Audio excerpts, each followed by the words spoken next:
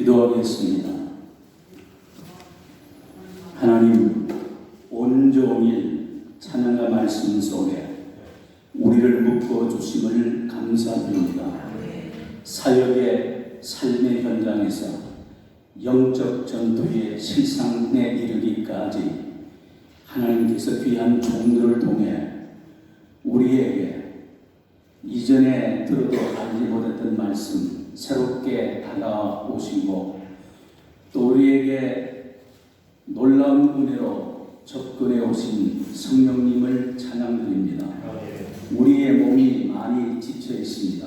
그러나 이것이 오랜 집회가 아니고 짧은 집회고 기왕에 우리가 작정하고 헌신한 마음으로 여기 왔는데 성령님께서 역사하시는 것과 동일하게 우리 역시 우리의 혼신을 기울여 하나님의 말씀 앞에 부복하는 저희 모두가 되게 하옵소서. 주님 홀로 영광 거두어 주옵소서. 예수님 이름으로 기도드립니다. 아멘.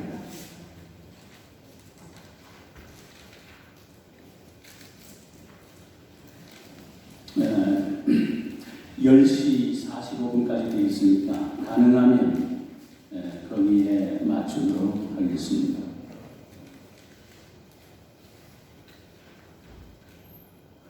금년 초에 들어와서 계속해서 하나님의 말씀을 암송하고 묵상하고 그리고 제가 살고 있는 실리콘밸리의 베이 지역에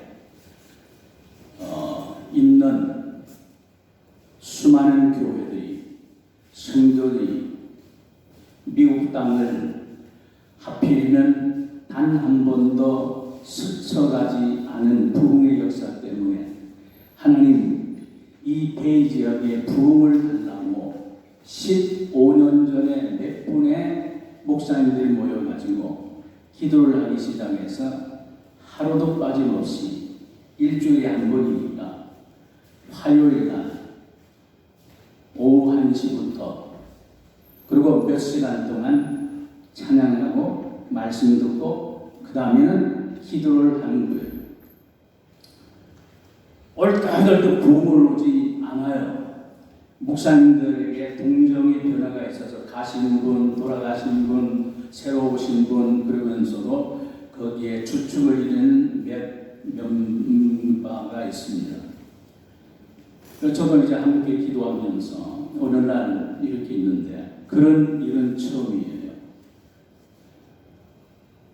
그날 저녁에 기도를 많이 하고 그리고 피곤해서 잠자리에 누워서 잠이 들기까지 또 계속해서 기도를 하거든요. 누워서 기도를 계속 하는데 오주님, 내주님, 살아계신 예수님, 선하신 주의 이름을 찬양합니다. 주님 이 종을 불쌍히 여겨 주십시오. 이렇게 기도를 하는데 그러고서 이제 잠을 잠깐 깨면서 하나님의 말씀이 제게 임해오기 시작했는데 이틀 동안 하나님의 말씀이 강력하게 오는 거예요. 그 뭐냐면 이 시대를 깨우는 하나님의 메시지예요. 그래서 사실 오늘은 그 메시지를 전하려고 합니다. 근데 조금 전에 그 마이클 김 목사님의 영적 현장에서의 그 실제적인 사례들을 개인의 간증을 통해서 얘기해서 거기까지 끝나고 편히 가서 내일 주일을 준비해도 되는데 이 시간이 주어졌고 그래서 저도 이제 고민을 많이 하다가 성경 본문만 읽고 끝날까 하다가 아닌데 그래도 수개월 전에 하나님이 주신 말씀인데 그리고 이 집회를 위해서 계속 기도하다가 제가 전할 말씀 시간이 몇 회 안 되잖아요. 그래서 그 중에서 제가 전하고 싶은 말씀들 전부 다 삭제하고 하나님이 주셨던 말씀 아직도 개봉되지 않은 이 말씀을 전해야 되겠다. 그래서 이 말씀을 얘기를 하려고 합니다. 우리가 살고 있는 세상은 피리를 불어도 춤추지 않고 통곡을 해도 울지 않는 폐역하고 메마른 세상입니다. 우리가 이 세상에 살고 있지만 이런 세상에 속하지 않음을 나타내 보이려고 하면 울고 통곡해야 합니다. 왜냐하면 오늘 본문 말씀을 우리가 함께 읽지는 않았지만 야고보서 4장 7절에서 9절 말씀에 그 내용이 나오고 있습니다. 너희는 하나님께 순복할지어다. 마귀를 대적하라. 그리하면 너희를 피하리라. 하나님을 가까이 하라. 그리하면 하나님이 너희와 함께 하시리라. 손이 더러운 자는 손을 깨끗이 씻고 두 마음을 품은 자들은 마음을 청결케 하고 슬퍼하며 애통하며 울라. 그리고 마지막 부분에 가서 말씀하시기를 너희 웃음을 애통으로 너희 즐거움을 근심으로 바꿀지어다. 분명히 예수님의 친동생인 야고보를 통해서 우리에게 주신 말씀이 뭐냐면 야고보서 5장 1절, 5절, 8절에서 울고 통곡하라고 말씀하고 있습니다. 교회는 마르지 않는 눈물샘, 죄와 더러움을 씻는 샘이 흐릅니다. 그런데 이 샘은 성도들이 주의 종들이 흘린 기도의 눈물에 채워집니다. 부흥이 강한 만큼 통곡은 거셉니다. 성도의 눈에서 긍휼과 자비의 눈물이 거둬지면 하늘 문이 닫혀 부흥이 통로가 막혀 버립니다. 우리가 정말 하나님의 일을 하고 싶고 우리의 기도가 응답받기 원하고 하나님이 이루실 무언가 새 일을 이루고 싶다고 하면 지금까지는 하나님의 은혜 가운데 그럭저럭 왔지만 그러나 언제 어느 순간에 하나님 내 영혼을 부르실지 모르는데 내 의지와 헌신의 강도는 예전 같지 않은데 하나님 뭔가 새로운 돌파가 일어나서 영적으로 한없이 보양되고 영적으로 또 한 번의 비상을 이루려고 하면 다른 것 없습니다. 통회, 자복 더 늦기 전에 하늘의 붐을 이 땅에 허락해 달라고 하나님의 작정된 재앙의 불이 임하기 전에 부흥의 소낙비를 뿌려달라고 눈물을 뿌려야 합니다. 지체되는 부흥의 현실 앞에서 희미해지는 부흥의 비전을 안타까워하면서 가슴치며 회개해야 합니다. 여러분, 민족을 위한 기도로 예레미야의 눈가는 마를 낙이 없었습니다. 예레미야 애가는 성경에서 유일하게 기도함으로 하나님 앞에 애가가 뭡니까? 레멘테이션, 슬픈 노래들입니다. 그의 평생을 하나님 앞에 파멸당할 조국의 현실을 내다보고 하나님 앞에 엎드릴 때마다 울지 않을 수가 없는 거예요. 근데 우리가 저 있는 대한민국의 경제적이고 군사적이고 정치적인 현실을 떠나서 영적인 현실의 어떠함을 그래도 기도하는 분들은 압니다.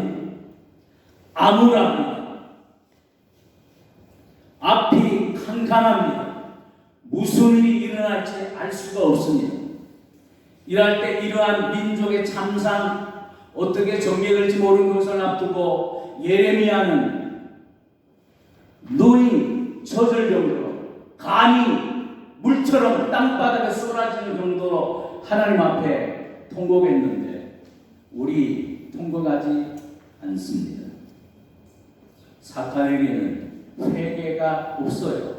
왜냐하면 사탄에게는 눈물이 없기 때문에 그렇습니다. 성경을 찬찬히 읽어보면 다윗도 울고요, 히스기야도 울고, 예레미야도 울고 주님도 울고 베드로도 울고 바울도 울었습니다. 어느 날 수개월 전에 새벽에 눈을 뜨는데 이런 질문이 옵니다. 너가 진정 부흥을 원하는가? 그래서 제가 늘 기도해 왔으니까 예 주님, 진정 제가 그것을 바라고 원하고 기도합니다.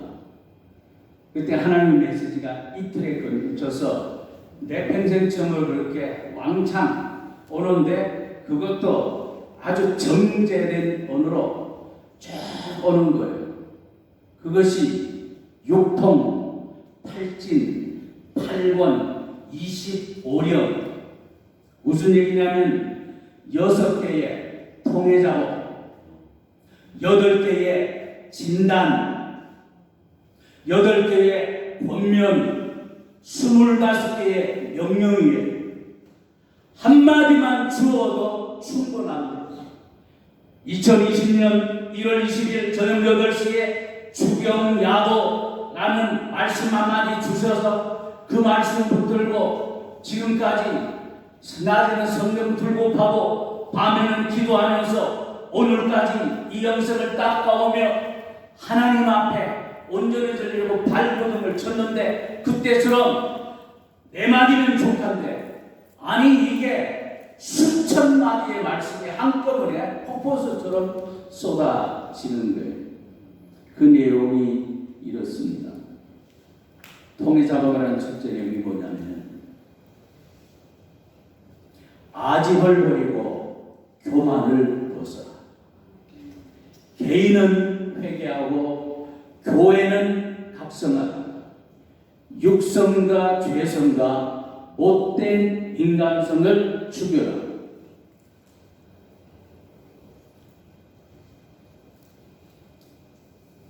자기만족과 불순종과 그리고 변질을 내버려라. 기도한다고 했는데 하는 말씀이 기도에 몰입지 않아서 성령을 못 오가고 말씀에 집중치 않아서 주님을 멸시했다. 마지막 6번째가 뭐냐면 죽기 살기로 기도하고 죽을 각오로 말씀 전하라. 우리가 6가지 통해에 대한 메시지를 주시면서 마지막에는 꼭 뭐라고 하냐면 아집을 버리고 교만을 던져버려라. 통해 잡아가. 개인은 회개하고 교회는 각성하라. 통해 잡아가. 저는 이 메시지를 받으면서 하나님 앞에 두려움을 느꼈습니다. 이 메시지는 이번에 온 메시지는 나와 지역의 부흥을 위해서 15년 동안 기도하면서 왜 아직도 부흥을 주지 않느냐고 하는 우리 지역에 있는 그 목사님들, 기도하는 목사님들이 주는 경고의 음성 뿐만 아니라 그토록 위에서 기다는 잘 나간다는 한국 교회에 주시는 하나님의 경고의 말씀이지만 그렇게 알게 된 것입니다. 여러분, 제가 그러면서 이제 그 말씀을 이렇게 정리를 하면서 어떤 말씀에 대해서는 그 말씀을 통해서 정확하게 이제 해석이 되는 거예요. 제가 내용을 이걸 다 제가 숙지를 했어요. 그래서 그냥 이걸 참조하지 않고 아이 컨택 하면서 신나게 1시간 외칠 수 있는데 이게 지금 제가 조작해서 만든 글이 아니기 때문에 그 어느 정도냐면요. 제가 잠을 깨기 직전인데 꿈결에 말씀의 내용이 스크린처럼 이렇게 쭉 지나가요. 내용이. 그러면 꿈속에 보면서 꿈속에서 말씀을 받으면서 너무 두려운 거예요. 이 말씀 눈을 뜨는데 이게 기억이 돼가지고 사라지지가 않는 거예요. 그래서 제가 아직 컴퓨터를 다루니까 컴퓨터를 켜고 나서 계속 써가요. 10분, 20분, 1시간, 2시간 계속 써가요. 그래서 이틀간 쓰다 보니까 이게 분량이 어느 정도냐면 제가 지금 그 작업을 정도로 하고 있는데 페이지가 한 300페이지가 넘어가요. 그 페이지를 적어가는데 그걸 제가 이제 글을 쓰는 사람이니까 사람들이 읽고 이해할 수 있는 언어로 조금 이제 다듬는 중에 있어요. 이런 겁니다. 예를 들어서 교만을 벗으라 할 때 우리가 교만에 대해서 잘 알잖아요. 그런데 그때 제가 받은 말씀이 이렇습니다. 교만이 뭐냐? 마음이 부푸는 것이다. 야고보서 4장 6절 말씀을 주시면서 교만한 자를 하나님이 물리치신다. 잠언 16장 18절을 주시면서 교만하면 패망의 선봉이다. 교만은 하나님을 대적합니다. 그러면서 하시는 말씀이 교만에게는 오형제가 있단다. 교만의 첫째 동생이 뭐냐면 오만이다. 오만은 듣지 않는 것이다.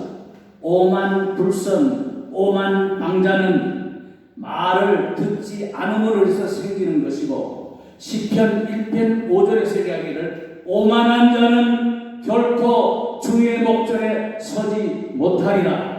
그 다음에 자만이 둘째 동생인데 자만은 자기가 중심이라고 자기로 충만했다. 디모데후서 3장 4절에 보면은 마지막 때에 있는 종말 현상을 얘기하면서 도덕적이고 영적인 타락상을 19가지를 언급을 합니다. 17번째에 뭐가 나면 자보가 나. 자보는 스스로 높이는 거예요. 이게 자만인 것이. 그래서 자기 가시와 포장에 집중이 되어 있다. 그리고 네 번째 형제 중에 네 번째지만 동생으로서는 세 번째 동생이 거만이에요. 거만이라는 것은 아나무인이고 건방지고 거드름을 피우는 것이다. 거만은 잠언 16장 18절에서 거만은 넘어짐의 앞잡이라고 얘기합니다. 그 다음에 제가 잘 모르는 얘기, 설만이 막내 동생입니다. 설만이 뭘까 하고 봤더니 성경에 세 군데 딱 나와요. 어디에 나오냐? 느헤미야 9장에 설만, 이사야 9장에 설만, 다니엘서 3장 29절에 설만이 나와요. 그것을 해석을 하면 행동이 무례한 것이다. 그러니까 제가 버려야 할 교만은 그냥 우리가 교만하지 마 할 때 여러분이 그리고 교회가 버려야 할 교만이 여기에서 얘기하는 교만, 오만, 거만, 자만, 자고하는 그리고 설만 이 5가지를 다 내버리라는 얘기죠. 그 다음에 육성과 죄성과 못된 인간성을 버려라.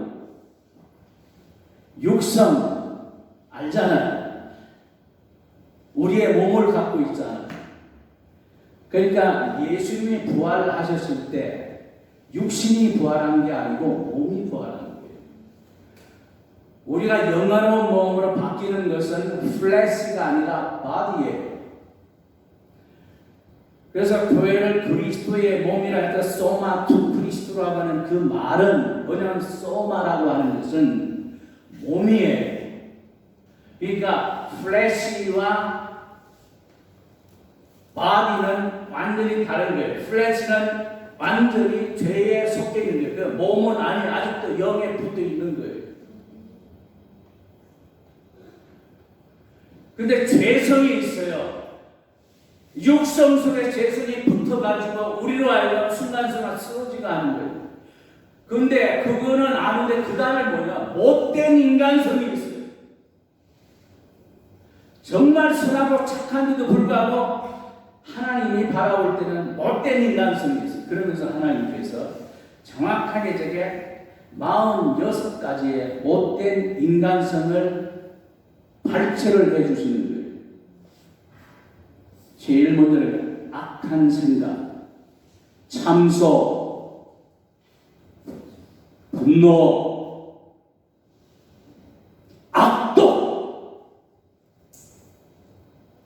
정죄, 저주, 증오, 시기, 비방, 보복, 살인, 자만, 경쟁, 다툼, 아첨, 험담, 습관적 나태, 위선,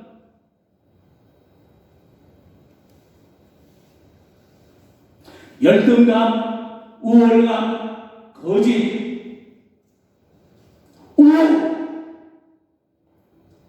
학대, 절망, 분열, 의심, 이기심, 악행,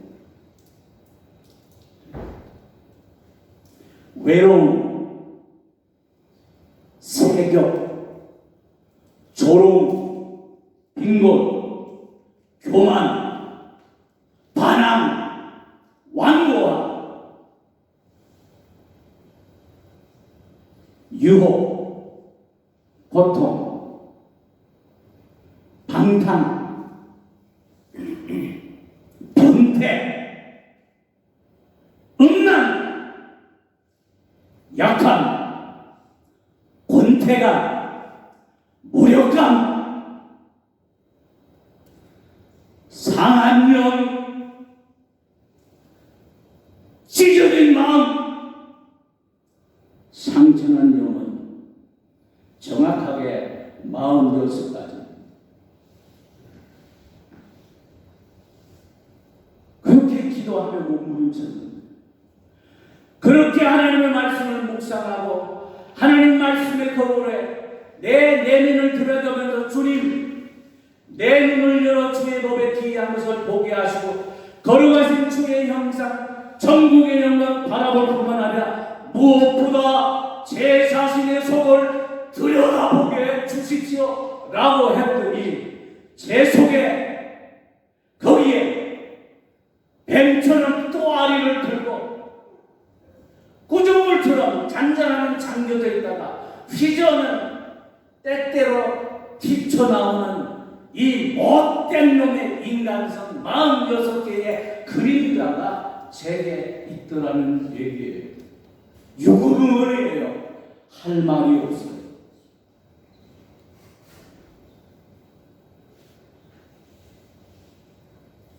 그러니까 이게 6개 통해자복을 이래라 하고 난 뒤에 구체적으로 몇 가지 알려드는데 그것만 봐도 야 이게 그러니까 하나님 앞에 엎드려 기도하면은 이런 것들 놓고 하나님의 자비와 긍휼을 받고 내가 하나님 이해 주시어 저래서 기도할 자격이 도저히 될 수가 없는 거죠. 그러니까 어느 상황에서 기도하면은 회개 안 할 수가 없어요. 통회 자복이에요. 통회. 그냥 회개가 아니라 통회 자복이에요. 그러니까 영어 성경은 그냥 contrite and confess라고 되어 있어요. 두 가지의 중요한 영의 깨어짐의 양상을 그렇게 표현을 하고 있습니다. 여러분, 우리에게서 통회 자복이 사라지면요, 제일 먼저 나타나는 증상이 무엇인 줄 압니까? 눈물이 메말라 버립니다. 그리고 긍휼의 마음이 실종이 되어서 영혼의 사막화가 빠르게 진행이 돼요. 이게 무슨 말이냐면은 우리가 은혜 가운데 살면서 새벽 이슬 같은 주의 은혜에 우리의 영혼이 촉촉히 적셔져 있고 하나님이 우리를 포도원에 심은 극상품 포도나무와 같이 심겨주셨잖아요.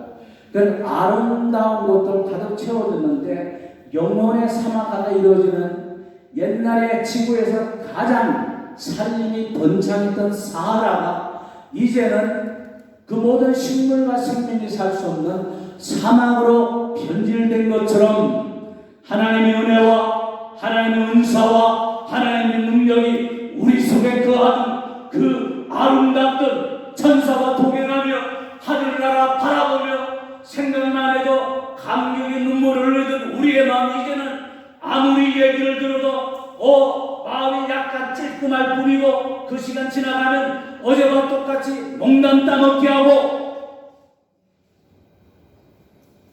하나님 앞에서 진지함을 잃어버릴 때가 얼마나 많은지 모르는 것입니다. 여러분, 이게 얼마나 중요한 줄 아십니까?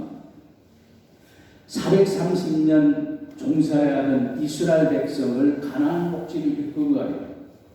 그럼 가나안 목지는 하나님께서 자기 백성을 심으려고 하는 원래의 복판이에요.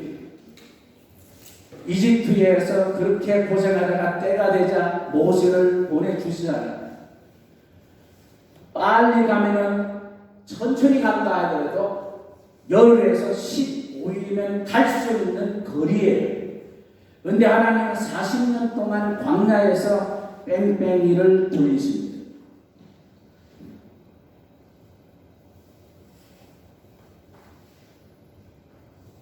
두 가지 이유였죠. 이스라엘 쪽에서 생각하면 그들이 너무 교만하고 불순종했기 때문에 광야가 다바르잖아요. 말씀이 또 다바르입니다. 광야는 하나님의 백성들이 천국으로 들어가기 전에 애국 같은 세상에서 영혼에 묻혀있던 모든 때를 벗겨버리는, 말씀으로 때를 벗겨버리고 그렇게 해서 반석되신 그리스도의 인도하에 들어가는 거예요.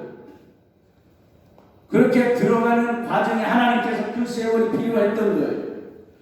그리고 가나안 측의 측면에서 볼 때는 가나안에는 7 족속이 있는데 그 중에 한두 족속이 죄악이 아직 관여치 않아서 멸망시키기에는 시간이 필요했던 것이죠. 이게 성경에서 가나안 복지로 인도하는데 왜 40년이 걸렸냐고 했던 이스라엘 측에서의 이유와 가나안 원주민의 영적인 이유, 이 두 가지 때문에 그것이 진행이 되는 거예요. 근데 그렇게 인도에 갈 때에 하나님의 구원의 역사를 이루는데 두 사람이 사용돼요. 한 사람은 우리가 잘 아는 모세예요. 또 다른 사람은 모세의 반대편에서 역사하는 바로예요. 이것을 로마서에 들어와서 로마서 1장에서 3장, 4장, 5장까지 교리 문제, 그리고 교리의 핵심이라고 할 수 있는 것 5장, 6장, 7장, 8장까지 쫙하고 그러고 나서 12장부터 교리에 대한 중요한 진리의 말씀을 그리스도인의 교회생활의 실천적인 삶으로 어떻게 적용하느냐는 것이 12장부터 돼요. 그리고 16장에 가서 인사하고 끝나버려요. 그러니까 로마서라고 하는 것은 9장에서 12장으로 건너뛰면 논리적으로 아무런 문제가 없어요.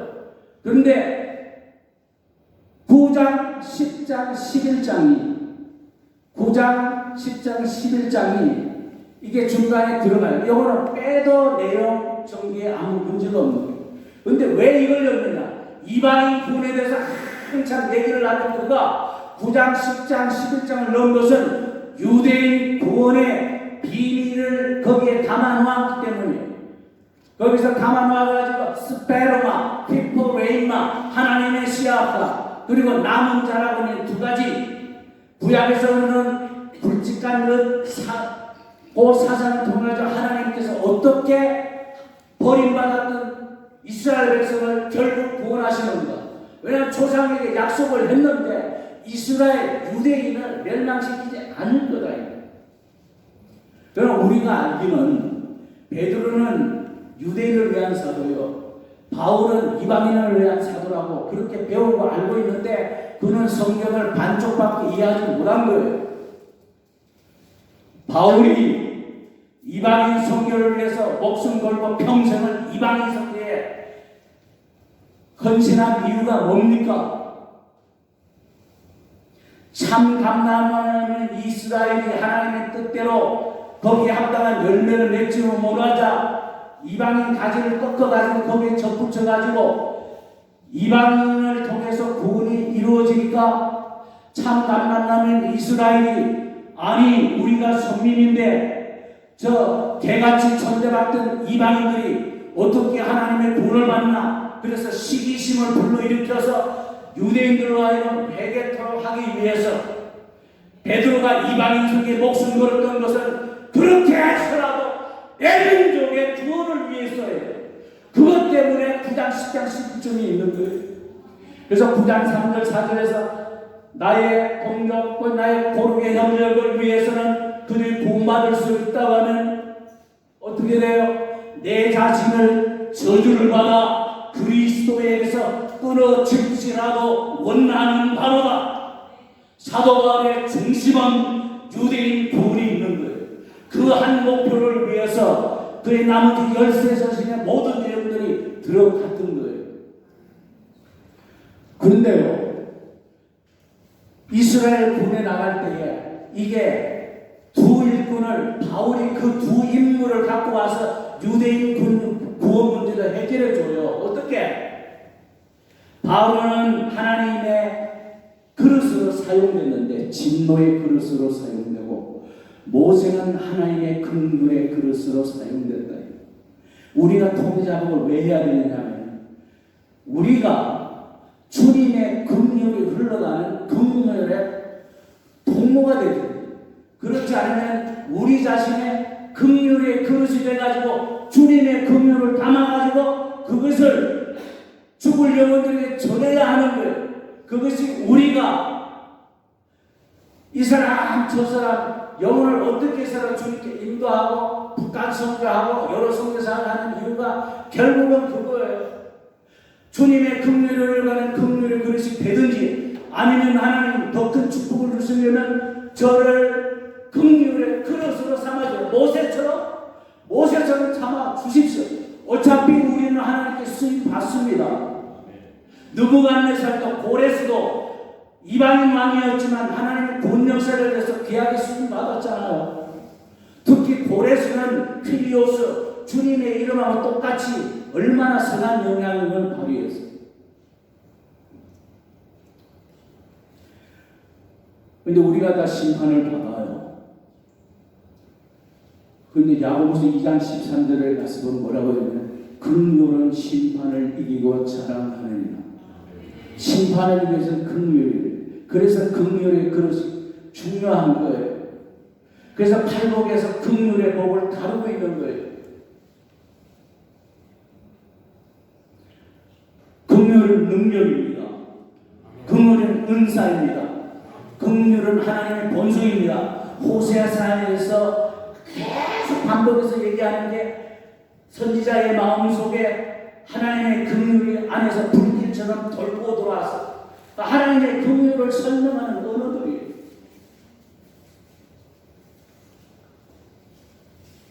이 긍휼의 눈물이 메마르면 우리의 사역이고 뭐고 아무 의미가 없게 되는 거예요. 그래서 긍휼을 얘기한 것입니다.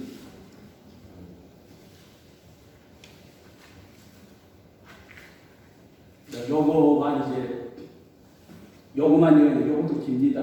뭐냐면, 제가 이제 성경 내용은 이렇게 알지만, 그 하나님께서 이렇게 직접 주시는데, 그 메시지가 오면서 어떤 식으로 메시지가 오냐면은, 그렇게 메시지가 오잖아요. 오는 순간 말씀이 여기저기서 튀어나오는 거예요. 그 뭐냐면 통해자복인데, 그러면은 왜 통해자복을 하나 할까? 통해자복의 성경적인 원형은 무엇일까? 그걸 하면 그 모델 상하가 할 수 있는데, 그런데 성경에서 기도와 연관된 통해자복 사건이 10가지가 나와요. 그걸 제가 순서적으로 얘기를 하겠습니다. 하갈, 창세기 21장 16절 17절. 유대 백성들, 에스라서 10장 1절. 또 유대 백성들, 느헤미야 10장 1절. 사무엘의 엄마 한나, 사무엘상 1장 10절. 그 다음에 다윗 시편 51편 17절, 6편 6절. 히스기야 열왕기하 20장 3절과 5절. 요시야 왕 역대하 34장 27절.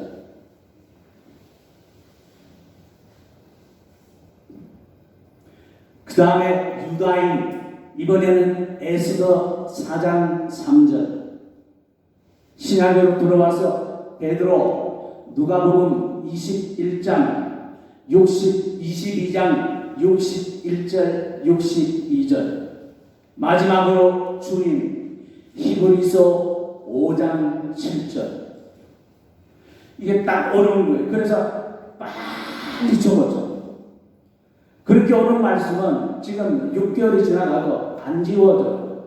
머리를 딱 각인해요. 그래서 엎드려 기도할 때마다 그 말씀이 착착 들어오는 거예요. 그 내용을 해서, 물론 이거 제가 암송을 했는데 정확하게 제가 인용을 하겠습니다. 지전무상하며 영원히 거하며 거룩하다 이루어난 자가 이같이 말씀하시되, 내가 먹고 거룩한 것에 거하며 마음이 통해한 자와 함께 거하나니 이는 겸손한 자의 영을 소생케 하며 통해하는 자의 마음을 소성케 하려 함이라. 왜 우리로 하여금 통해하라냐? 통해하는 자의 마음을 하나님께서 소성케 해주신다고 말씀하시는 거예요. 그 다음에 에스겔서 30편 2절 3절에 보면 뭐라고 되냐면, 인자야 너는 예언하여 이르라. 주 여호와의 말씀에 너희는 통곡하며 이르기를 슬프다 인하여라. 그날이 가까웠다가 그날은 여호와의 큰 날이다. 부름의 날일 것이요 열국의 때이로다. 여기에서 계속 이어지는 말씀은 뭐냐면, 통회하고 자복하라 하는 게 우리의 죄 문제가 아니라 다가오는 선명한 하나님의 심판의 사건들을 선지자의 메시지를 통해서 계속 얘기를 해줘요. 그 다음에는 이사야서 13장 6절 9절 13절에서 연거푸 얘기를 합니다. 너희는 애곡할지어다. 여호와의 날이 가까웠으니 전능자에게서 멸망이 임할 것입니다. 하나님의 백성들, 하나님의 교회에 주는 메시지에 9절에서는 여호와의 날 곧 잔혹이 분냄과 맹렬히 노하는 날이 임하여 땅을 항목케 하며 그 중에 죄인을 멸하리라. 남한군의 여호와가 분하여 맹렬히 노하는 날에 하늘을 진동시키며 땅을 흔들어 그 자리에서 떠나게 하니, 금식하며 울고 애통하라. 어둡고 캄캄한 날, 짙은 구름이 덮인 날, 여호와의 크고 두려운 날, 요엘서 전체에서 얘기를 하고 있습니다. 그리고 아까 본문을 읽었던 그 말씀을 통해서 야고보서 1장 5장 1절 5절 8절 세 구절의 말씀에서 얘기하는 게 뭐냐? 울고 통곡하라. 그날은 도살의 잡아 죽일 날, 주님의 강림하시는 날이다. 하갈의 경우에서 자식이 죽는 것을 참아보지 못하겠다 하고 살 한바탕쯤 되는 거리에 가서 앉아서 통곡하여 가로되, 쫓겨났잖아요. 사막으로 물가진 군대 하나만 줬잖아요. 가족 군대 물이 다 떨어졌어요. 지금 목말라 죽게 됐어요. 그러니까 참아 죽을 수 없다 하고 살 한바탕이라는 것은 화살을 쏘아서 가다니는 거리가 최고 거리가 300m예요. 300m에서 덜 되는 거리에 가서 하갈 젊고 아름다운 흑인 여자가 엎드려가지고 죽어가는 자신의 아들을 위해서 기도합니다. 기도는 하갈이 했는데 하나님이 말씀하십니다. 내가 그 아이의 부르짖는 소리를 들었다. 그러니까 우리가 울고 통곡하며 누군가를 위해서 기도하잖아요. 하나님은 내 음성으로 듣지 않으시고 내가 위해서 기도하는 그 사람의 음성으로 들으시는 거예요. 그래서 그 사람의 현안 문제를 해결해 주시는 거예요. 에스더가 하나님의 앞에 전 앞에 엎드려 울며 기도하여 자복할 때에 심히 많은 백성들이 심히 통곡하며 백성의 남녀와 아이들의 큰 무리가 그 앞에 모였더라 얘기합니다. 그리고 느헤미야 9장 1절 3절 이 말씀을 원래 어제 말씀을 오늘 하고 있는데 내가 목사님께 바꿔달라고 이유가 있어요. 왜냐하면 느헤미야 9장 1절에서 3절이 그날 24일에 오늘이에요. 오늘 24일입니다. 그날 24일에 이스라엘 자손이 다 모여 금식하며 붉은 배를 입고 티끌을 무릅쓰며 이방 사람과 절규하고 서서 자기의 죄와 조상의 재물을 자복하고. 근데 우리는 금식하지 않잖아요. 우리는 통곡하지 않잖아요. 우리는 이 사람들보다 죄가 덜한 것도 아닌데 우리는 이들이 구하는 것보다 더 많은 것을 달라고 하나님 앞에 조르는데 우리는 뭐가 대단해서 금식도 하지 않고 통곡도 하지 않고 가슴도 찢지 않고 그렇게 하는 게 아니에요.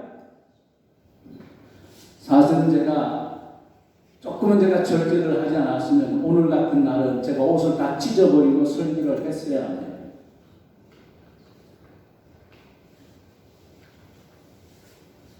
제가 수년 전에 LA에 있는 강준일 목사님, 제가 참 평생 아끼고 살았던 후배였고 강준일 목사 저를 굉장히 좋아하고 그래서 외부 집회를 가면서 저를 자기 교회 주일 설교를 부탁을 했어요. 그래서 가서 교회 양을 구하고 내가 여기 가서는 메시지를 꼭 한번 전해야 된다. 그래서 가서 메시지를 전하는데 그 메시지가 이번 홍콩에서 그 본문을 갖고 말씀을 전할 거예요. 전도서 7장 13절 14절 말씀을 인용하면서 욥기 1장 21절 22절을 인용하면서 할 때 성령께서 감동을 하셔서 제가 다시 옷을 찢을지 절절을 할지는 모르겠어요. 그러나 LA에서 설교할 때는 그날 성령께서 저를 감동을 했어요. 그래서 신남에 다 잃어버리고 재산 다 잃어버리고 그 얘기를 듣는 순간 욥이 엎드려서 기도하고 있다가 그 소리를 듣는 순간 일어나 머리를 뜯고 겉옷을 찢으며 주신 자도 여호와시니 취하신 자도 여호와시니 여호와의 이름의 찬송을 받으실지라 하고 그 입으로 하나님을 위해서 어리석게 원망하지 않고 분지하지 않았다는 얘기할 때 그 순간 욥의 그 고난 속에 그 억울한 그 상태의 그 심정이 순간적으로 제 입에 와서 옷을 따고 우다다다 설교를 듣는 시간 전에 와 놀래 잡아놨어요. 그래서 그런 충격적인 설교는 평생에 한두 번 하면 족한 것 같아요. 그래서 사실은 오늘 예를 들어서 분위기가 됐고 제가 홍콩 집회를 안 가면 와이셔츠가 지금 이거밖에 없어요. 그래서 이걸 뜯으면 안 돼요. 그래서 하루도 제가 이제 그렇게 하는 거예요. 그런데 제가 지금 무슨 얘기를 하냐면 그러면서 울며 통곡하면서 그날 이 사람들이 한 동작에 있어요. 자신의 죄와 열주의 죄악을 회개하면서 낮 3분의 1은 하는 얘기가 거기에 나와요. 또 뭐라고 나와요? 낮 3분의 1은 죄를 자복하며. 그러니까 회개가. 그러니까 우리가 기도한 통성도 주여 상전하고 기도하는 거예요. 기도해가지고 3시간 기도할 수 있어요. 근데 그 다음이 문제예요. 낮 4분의 1, 낮 4분이 낮이 12시간인데 4분의 1이니까 3시간, 집회 시간이 6시간 걸렸어요. 근데 6시간 집회가 뭐냐면 3시간은 회개 기도고 3시간은 설교가 아니에요. 본문 말씀이 있는 거예요. 하나님의 율법의 말씀을 읽는 거예요. 제게 기회가 주어져서 어느 곳에서 집회를 인도할 기회가 있다면 3시간 동안 일어서서 내 죄와 민족의 죄를 위해서 3시간 통에 잡아가는 그 시간을 채우고 싶고 3시간 동안 내가 설교 준비할 것 없이 여기 있는 하나님의 말씀을 3시간 동안 설교 대신에 3시간 동안 외치고 싶어요. 여러분은 그런 집회 한번 구상해 보세요. 왜냐하면 지금 제가 나오기 전에 지금도 마찬가지지만 로마서 8장을 암송하고 있거든요. 영어로. 그냥 미국 목사님이 딱 나오고 설교를 하는데 로마서 8장 갖고 설교를 하는데 로마서 8장 1절부터 39절까지 있는 내용 본문만 얘기해요. 본문만 얘기하는데 거기에 있는 데서 강조를 하고 설교 투로 하면서 하는데요.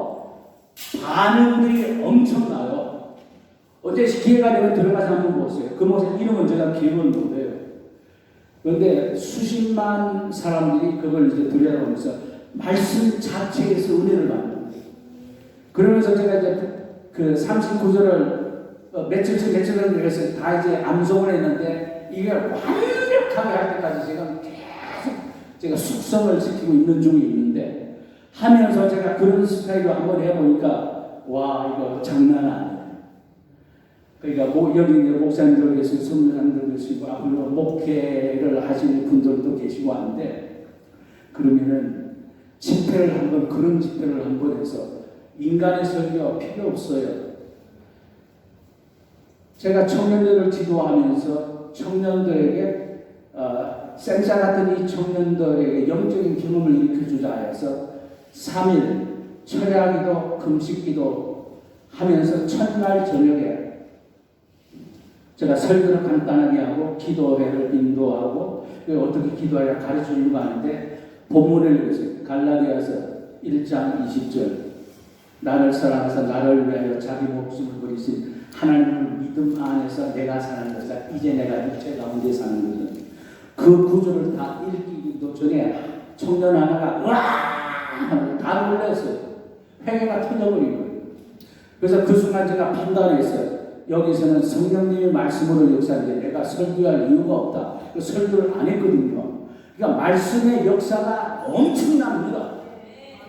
설교는 물론 기도해서 정말 준비해서 외쳐야 되지만 이런 집회를 한번 이 집회 하려면 엄청 기도를 준비해야 됩니다. 그리고 3시간 기도만 하고 3시간 말씀만 읽는 거예요.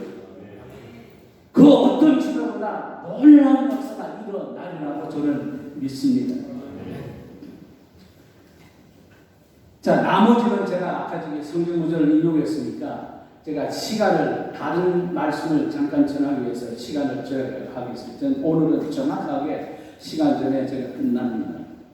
저 이제 부탁을 받고 5분 설교해주면 5분에 끝나고요. 어떤 데 갔더니 2분만 해달라고. 오케이, 2분. 강사비는 1시간 하나, 2분 하나 똑같아요. 그러니까 내가 뭐 싫어할 이유가 없지. 어떤 데 갔더니 목사님 주일날입니다. 저희 교회는 주일 설교 3시간을 합니다. 그날 제가 3시간을 했어요. 그러니까 해달라는 어저께는 목사님이 자유를 주셨고 했는데 내가 여러분이 너무나 피곤하고 지친 가운데 있는데 그래서 어저께 제가 준비한 설교에 반을 줄인 거 아니에요. 줄여도 시간이 꽤 갔잖아요. 근데 오늘은 내일 주일도 있고 하니까 분명히 10시 45분 이전에 끝납니다. 제가 무슨 말씀을 하려고 하냐면 울고 통곡하고 그 다음에 어제 하나님 앞에 하나님 마음이 드는 한 사람, 하나님을 구하는 믿음, 하나님이 원하는 순종, 하나님이 원하는 기도의 어떤 단계에 우리 자신이 들어가기 위해서 해서 제가 얘기를 했잖아요. 그런데 앞으로 우리가 하나님의 사역을 하면서 개인의 영성이나 교회 부흥이나 어떤 사역에 특정한 일을 이루려고 하면은요, 우리 근황 되지 않습니다. 목사들 성격 다르고 실력 다르고 목회 방향 다르고 설교도 다르고 다 달라요. 잘하고 못하고 다 있어요. 차이가 있어요. 근데 그게 중요한 게 아니고요. 다르면 다 다를지라도 같아야 될 게 하나가 있습니다. 그게 뭔 줄 아십니까? 기도와 말씀이에요.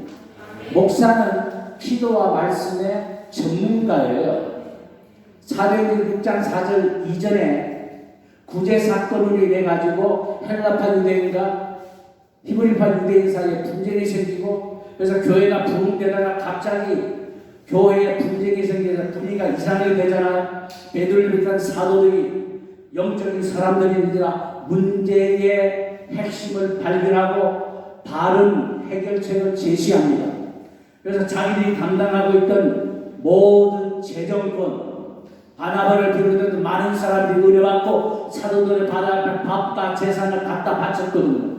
그거 갖고 구제하고 사역을 하다가 문제가 생기니까 사도들이 그 교회의 막강한 재정권을 평신도 7무리에게 맡겨버리기 위해서 7을 선택한 것이 7 안수집사의 시초라고 우리는 알고 있지 않아요. 그리고 사도들이 뭐라고 하냐면 우리는 지금까지 먼저 해야 될 프라이머리 듀리, 본무, 우리가 해야만 할 가장 우선적인 일을 우리가 제쳐놨다. 그거 하자. 우리 그거만 하자. 그게 뭐냐면 우리는 이제부터 기도하는 것과 말씀 전하는 것에 전무하라. We will give our attention to the prayer and the ministry of the world 라고 얘기를 하고 난 뒤에 그때부터 사도들이 하는 것은 기도만 하는 거예요. 행정도 중요하고 인간관계도 중요하고 별거 다 중요하지만 기도와 말씀에 접촉이 있으면 안 돼요.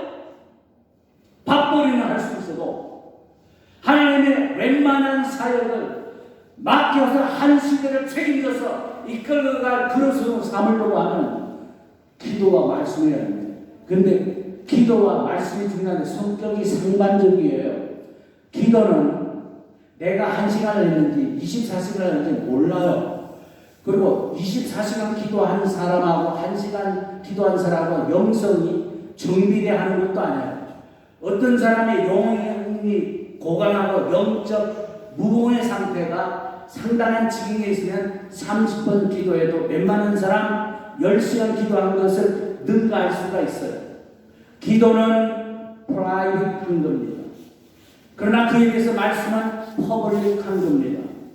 그냥 말씀이라고 하는 것은요, 우리가 설교를 하거나 그다음에 상담을 할 때에 적합한 말씀을 갖다가 적용을 해주잖아요. 그런데 말씀이 충만하면 어떻게 되냐면, 저는 누가 얘기를 하잖아요. 문제 딱 제시하면 동시에 순간적으로 5, 6분들이 쫙 튀어나와요. 그러면 한두 줄을 하면은 문제 다 해결돼요. 찔긴 문제는 4번째, 5번째 방법 정도 가면 다 해결돼요. 그 정도 돼요. 그러니까 목사가 설교 때문에 고민한다. 그럼 직업 잘못 골랐다면 저는 보는 사람이에요. 설교수를 익혀서 뭐 어떻게 해서 되는 문제가 아니에요. 이게 말씀에 충만해서 말씀에 붙들리며 말씀을 정확하게 해석을 합니다. 저는 그 칼빈도 주석하지 않았다는 요한계시록 주석을 15년간 연구해서 전문 주석가처럼 1200페이지에 해당하는 풋노트로 빡빡하게 하면서 써냈어요. 평생 가면서 지금까지 저는 주석책을 안 본다. 한참 동안 안 봤어요. 그러다가 이제 공부를 계속하면서 필요하기 위해서 중요한 주석들을 모아서 참고는 하죠. 그러나 설교할 때 주석서 뒤집거리지 않습니다. 유명한 설교지 한 번도 평생 은퇴하기 직전까지 건드려 본 적 없어요.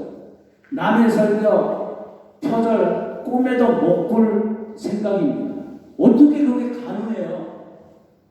창조의 하나님의 창조의 영이 설교를 한 영혼을 지옥에서 천국으로 이끄는 문제인데 그거 표절할 수가 없어요. 참고는 할 수 있지만. 그러니까 그런 문제, 상담에 의해서 말씀과 관계된 것에 대해서는 그냥 거기에 통달을 해야 돼요. 통달의 상태가 어느 걸 알고 싶으면 제가 오래전에 두란노에서 썼던 성경 통달이 이런 방법, 창조적인 사고방식을 그 책은 굉장히 내용이 괜찮습니다. 그거 사서 보시고 아마 절판돼서 몰라요. 마이클 빈 목사님은 저희 집에 있으니까 언제 저희 집에 오시면 그 책이 다행히 책이 있어요. 예, 있어서 그 책을 이제 들을 수가 있어요. 그러니까 성경을 보고 성경 제가 이제 150도, 200도 했다. 그 자랑하는 마음으로 제가 얘기한 적이 한 번도 없어요. 왜냐하면 지금도 말씀에 목을 나기 때문에 계속 성경을 봐요. 성경을 보고. 그러니까 성경은 계속 봐야 됩니다. 계속 봐다 보면 하나님이 어느 순간 은총의 역사를 해요. 목사님 이제 얘기하시면서 제가 자유롭게 좀 얘기하겠습니다. 10만 평 땅을 달라고 기도한다. 기도를 하세요.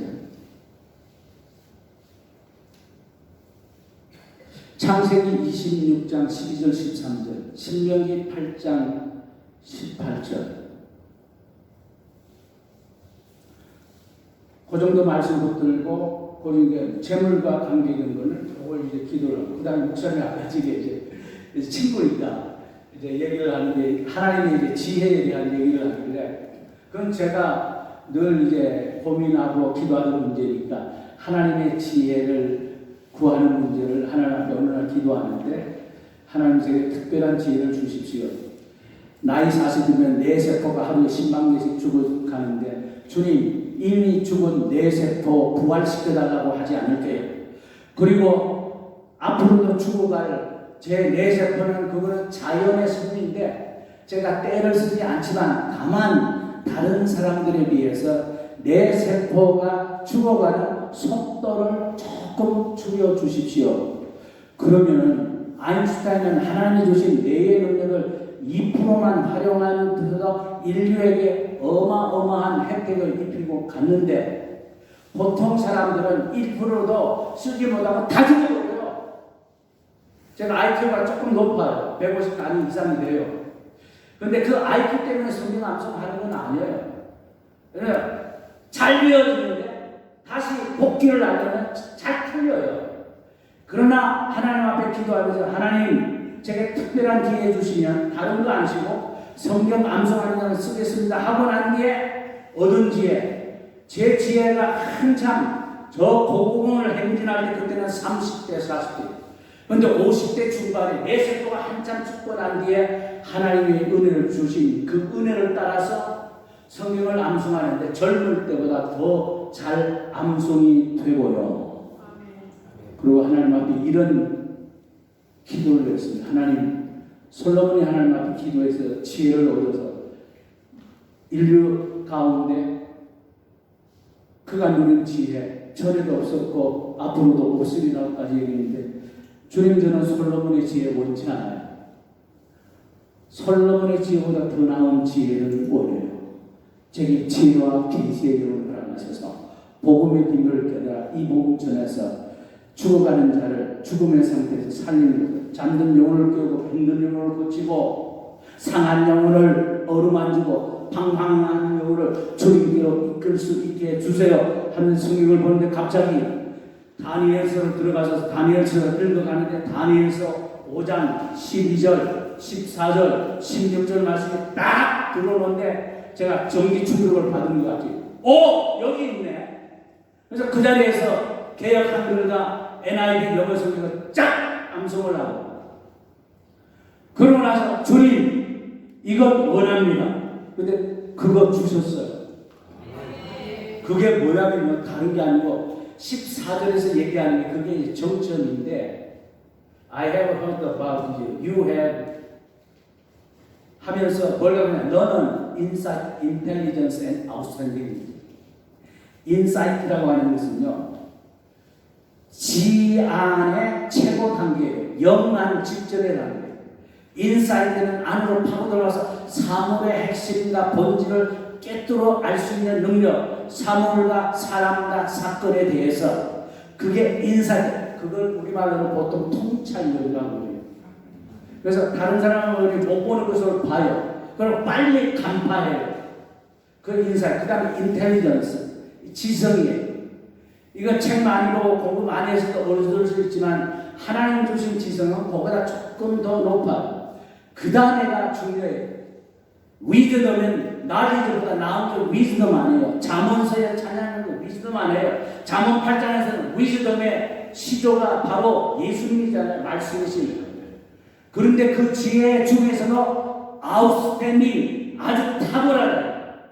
A, 학점 모르고 안 써. A 플러스 플러스 플러스. 미국에서 공부할 때 제가 유명한 교수님인데 중요한 감독인데 제가 목숨 걸고 공부해서 레포트를 작성했더니 참 미국 사람들 얼마나 존경하고 겸손한지 장모님 편지를 보냈어요.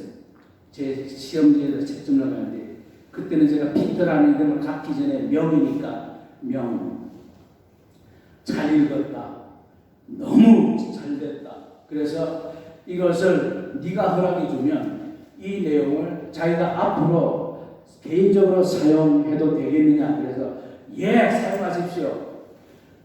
그래서 제 대답을 듣기 전에 A 플러스 플러스 플러스 평생 처음으로 받아왔습니다. 이게 뭐냐? 탁월함의 지혜예요. 탁월함의 지혜. 그러니까 그걸 위해서 나 이제 목사님께 도전해요. 목사님 그 기도하세요. 기도하시면 다른 목사님도 마찬가지예요. 이게요. 성경은 우리에게 보고를 줄 것. 기도하면 다 되는데 이게 어떤 사람은 되고 어떤 사람은 안 돼. 왜? 어떤 사람은 왜 되냐? 아기 같은 순전한 마음으로 믿어요. 믿고 가는 거예요. 아니다, 죽을 병이다. 사람들은 울고불고 난대요. 저는 눈 하나 감당하지 않으면서 말씀이 왔을 때 말씀이 그러하고 그 말씀을 믿고 믿음을 선포하고 그냥 하나님이 해주는 거 나가요. 0.1%의 걱정, 근심, 염려, 단식 될 것이 없어요. 그거예요. 그러니까 여러분 중에서도 다니엘서 5장 12, 14, 16절을 암송하고 묵상하면서 하나님을 기도해서 어느 날 하나님이 여러분의 눈을 밝히셔가지고 말씀에 대해서 통달한 자가 되면요. 와, 사역의 지경이 엄청나게 넓어진 거예요. 그 말씀을 듣는 가운데 놀라운 역사가 일어납니다. 저는 자주는 아니지만 간혹 말씀을 전할 때 회중이 그런 반응을 보여요. 얼굴들이 말씀에 충돌해서 일그러지는 모습들이고 끝나고 나면 찾아와서 뛰어와서 목사님 어느 부분에 대해서 그 표현을 그걸 꼭 알려주세요. 죄송합니다. 김희연 성교사님이 그것도 별건 아닌데 목사님 그 표현을 꼭 해서 3번을 저에게 부탁을 했어요. 이게 뭐라고 하나님 말씀도 아닌데 제가 얘기할게요. 이거는 신앙의 본질의 핵심이고 사역의 본질이여 핵심입니다. 죄밖에 미워할 것 없고 마귀밖에 대적할 게 없고 예수밖에 믿을 것 없고 은혜밖에 구할 것 없고 천국밖에 바랄 것 없고 하나님밖에 사랑할 것 없고 십자가밖에 자랑할 것 없고 복음밖에 전할 것 없고 사랑밖에 해야 것 없고 기도밖에 붙들 것 없는 그런 사람에게 하옵소서. 저는 사랑하고 존경하는 우리 친구 김영일 목사 저를 포함해서 여러 사역자들에게 제가 도전을 할게요. 마지막 때에 하나님 영적 전쟁에서 승리하려면 다른 사람이 갖지 않는 필살기를 하나씩 가져야 돼요. 비장의 무기를 가져야 합니다. 바울은 그리스도의 좋은 군사가 되라고 얘기했지만 제가 아무리 기도하고 발버둥쳐도 그리스도의 좋은 군사 good soldier is not enough. Beyond the soldier, be a mighty warrior. 강한 용사가 되어야 돼요. 또 제가 수년 전에 두란노에서 강한 용사라고 하는 영적 전쟁에 대한 지침을 썼던 적이 있어요. 그 선교 현장에서 좀 읽혔다고 하고 이번에 제가 홍콩에 가서 10명의 선교 베테랑들 25년 이상의 영성과 모든 면에서 탁월한 그분들에게 그 담임 목사님이 그 강한 용사를 텍스트로 해서 2시간 특강을 해달라고. 그분은 뭐 제가 전문 분야니까 아이고 제가 기쁨을 하겠습니다 해가지고 내용 전부 다 만들어가지고 제가 보내줬어요. 그 강의 제가 굉장히 기대를 해요. 근데 성경에 보니까요, 성경에 많은 무기들이 언급되어 있는데 영적 전쟁에서 하나님 앞에 위대하게 쓰임받은 필살기의 무기가 딱 15개가 나옵니다. 제가 그걸 그 중에 하나만 했습니다. 제일 먼저 등장하는 것은 모세의 능력의 지팡이, 하나님의 거룩의 인재의 상징인 아론의 쌍난 지팡이, 죄의 근원을 뿌리째 뽑기 위해서 음탕한 나무의 가슴팍을 찔러댔던 비느하스의 창,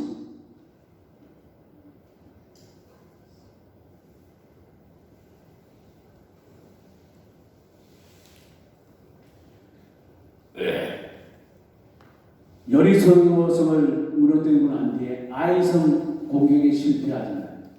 깨닫고 난 뒤에 아이성을 진격하기 위해서 아이성을 향해서 가르쳤던 여호수아의 단창,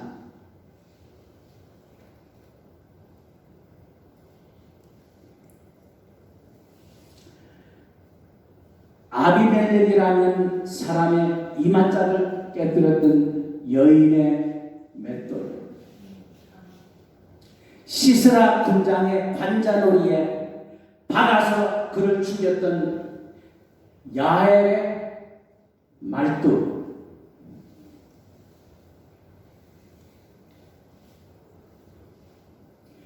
기드온 300용사가 하나님의 위대한 구원을 열 때 사용했던 횃불과 나팔,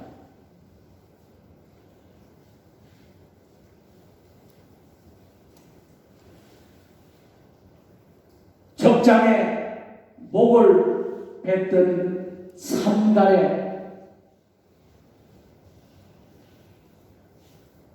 양치는 막대기, 모압반 에그론을 찔러댔던 에웃의 좌우에 날선 검, 블레셋 군대의 시체를 무더기로 쌓아줬던 삼손의 나귀 턱뼈,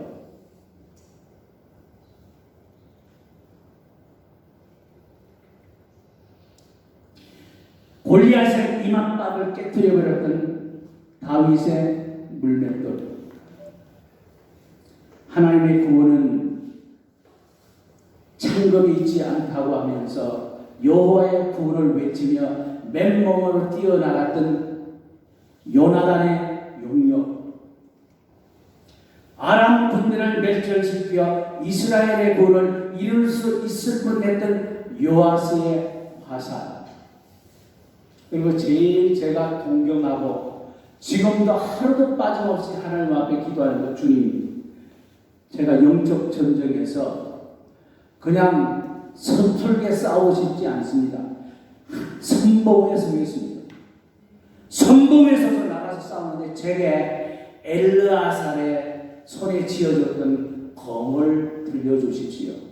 엘르아살이 누구냐면은 다윗에게 우리야, 충신 우리야를 비롯한 30용사가 있고 그 30용사의 우두머리 셋이 있어요. 그게 누구냐? 요셉 바세벳 삼마 엘르아살이에요.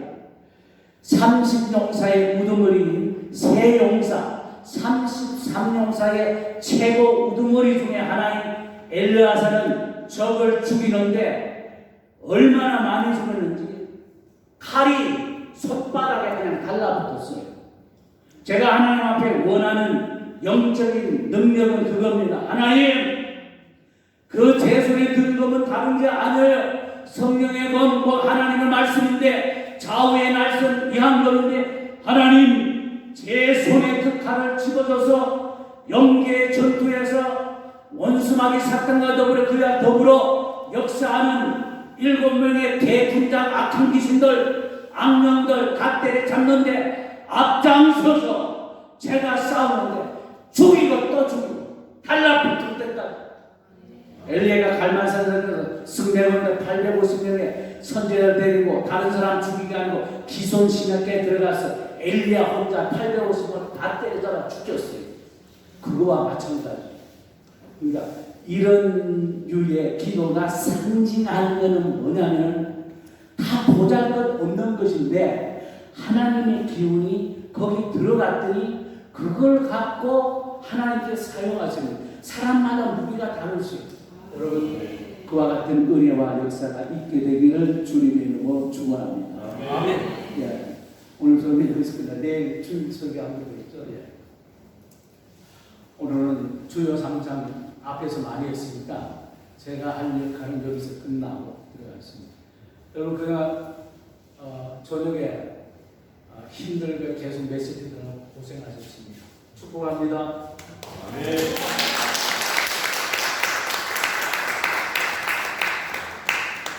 네, 오늘 말씀드린 한국적인 그런 말씀 열정적으로 전해주시는 다시 한번 박수. 감사합니다.